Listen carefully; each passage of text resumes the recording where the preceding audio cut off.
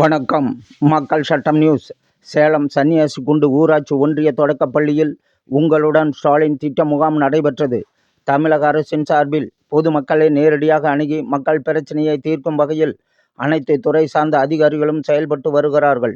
இந்த முகாமினை மாநிலங்களவை உறுப்பினர் எஸ்.ஆர். சிவலிங்கம் நேரில் பார்வையிட்டு ஆய்வு செய்தார்.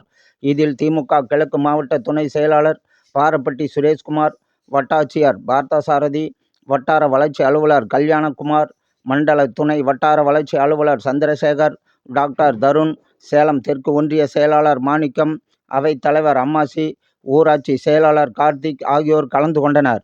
இந்த முகாமில் திரளான பொதுமக்கள் தங்களின் கோரிக்கைகளை மனுவாக பதிவு செய்தனர்.